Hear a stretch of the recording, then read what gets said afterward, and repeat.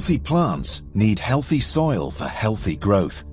To be able to precisely absorb what plants need, the soil needs to contain minerals and the necessary soil life.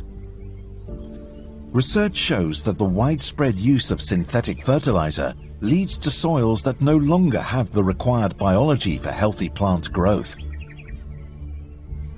Fertilizer comes from a time in which there was no understanding of the long-term effects on the soil. For farmers, fertilizer was a miracle. The harvests doubled, and growers were able to provide the required food for a growing population. But now, after years of using synthetic fertilizers, the effects on soil quality are apparent.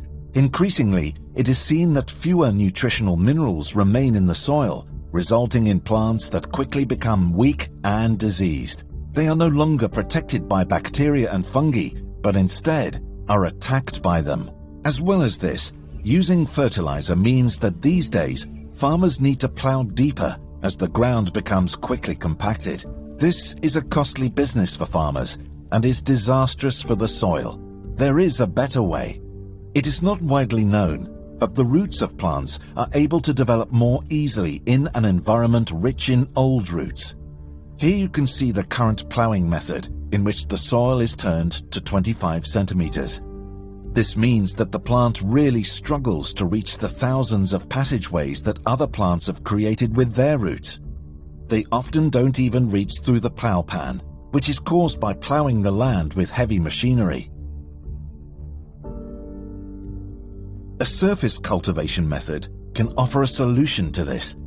This shallow soil processing means that the roots are quickly able to access the passageways left by decomposing roots. In this situation, they only have to work really hard once they reach the extremities of the passageways. This means that they can root deeper year after year and ensures that there is even more soil and water available for growth. Dealing with diseases by spraying does little more than suppress symptoms. A healthy plant is able to keep most plant diseases out. In response to the negative effects of using fertilizers, pesticides are used to save the harvest. The conclusion we can draw is that plants that are only given fertilizer will ultimately always become diseased. Fertilizer is the direct cause of the use of most pesticides. In order to resolve the worldwide problem of over-fertilization, the vicious circle must be broken. The question that we must ask ourselves is, how can we improve the soil? The answer is surprisingly simple, but requires some explanation.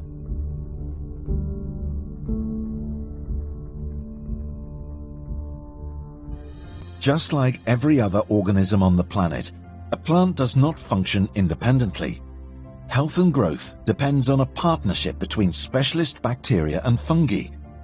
Plants, fungi and bacteria form a wonderful system based on trading products. How does it work? Fungi and bacteria supply nutrients from the soil that would otherwise be hard to reach. In exchange for this, plants supply sugars in the form of glucose. To explain this system, we will explain bacteria and fungi separately.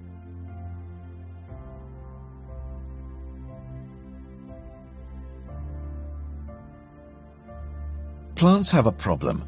Their fine absorption roots have a limited capacity. They only use 4 to 7% of the soil volume and are, on average, not thicker than a hair. They don't live long, only 1 to 3 weeks.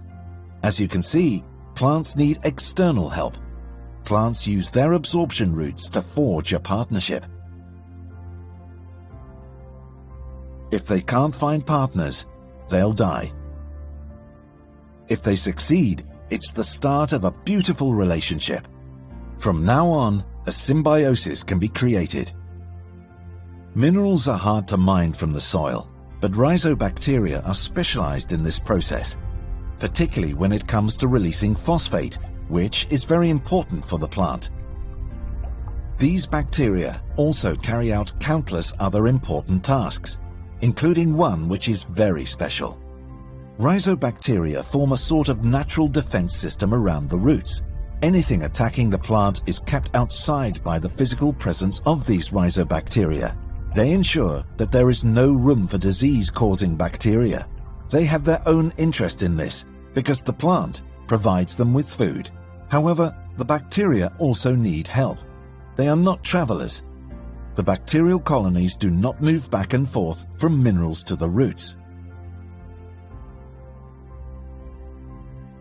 Most minerals found in soil are located outside the reach of the roots, and therefore also out of the reach of rhizobacteria. These can only live near the roots. As we have seen before, the zone of absorption is therefore very limited. Mycorrhizal fungi are able to drastically increase this absorption capacity. It may sound like a modern development, but it's not. The fungus has always existed, but due to modernization, its role has been neglected. Due to many years of using synthetic fertilizers, mycorrhiza is only very sporadically found in agricultural soils. Mycorrhizal fungi have always lived in symbiotic relation with the plant roots. Mycorrhizal fungus forms a living connection within the roots and creates an absorption and transport system. This is essential for healthy plant growth.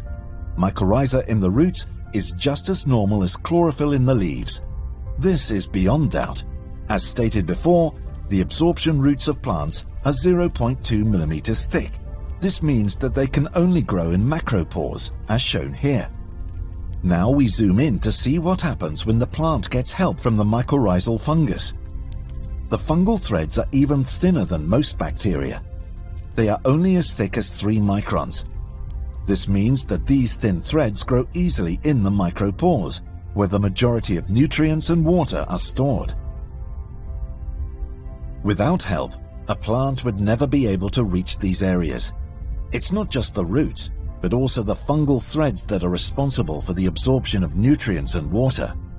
The long, thin fungal hyphae that fully takes over the absorption of materials from the roots are able to provide disease resistance. Distantly located minerals that are bound to iron and calcium are now easier to absorb. These fine threads or hyphea can easily be a kilometer long in just 1 teaspoon of soil. Mycorrhizal fungi cause absorption capacity to be 7 times higher in average. This means that growing can be done with less water and that weeds have far less chance to thrive due to competition for space. The benefit to the fungi is the glucose produced by the plants. For the plants, the benefit is a larger absorption zone. This unique and constant interaction between the plant, bacteria and fungi creates a really fantastic symbiosis.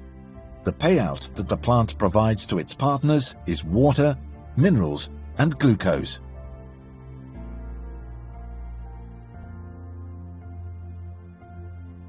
The partnership between soil and roots requires healthy soil biology. Healthy soil contains organic matter from dead leaves, dead roots, and dead animals. This dead organic matter is broken down in nature by soil life to become humus. This creates a great deal of food for soil life, and the soil retains plenty of CO2. Years of using fertilizer has caused the humus to disappear from agricultural land. You could think of humus as the battery of the soil. It's where the energy is stored, the energy that the soil life needs to do its work. Without the humus, it is almost impossible to achieve natural soil recovery. It has long been thought that nitrogen fertilizer stimulates the soil life as more bacteria are able to grow. But to maintain their carbon-nitrogen balance, they are compelled to consume more organic material, which then enters the atmosphere as CO2. The symbiosis between plant, fungi and bacteria is not only a great partnership, it is absolutely vital. Without these transformers of organic material, we would all perish in excess organic material. Returning to the question we asked previously about how we can improve the soil, the answer must be, ultimately, plants improve the soil on their own. They do this through the symbiosis between plants, bacteria and fungi. Plants are really the only soil improvers. Here we can see a clear difference between an absorption system without and with mycorrhiza fungi. The plant on the left is entirely dependent on the pH value of the soil and the supply of minerals. The plant on the right has roots that are able to optimally self-regulate the pH level and absorption via mycorrhiza fungi. This results in a healthy absorption that works perfectly with organic fertilizers. Using this natural system, we will achieve healthy soil that in turn brings healthy plants that can produce healthy fruit and vegetables. The way we deal with our soil has a direct effect on the emission of CO2 and the nutritional value of our food.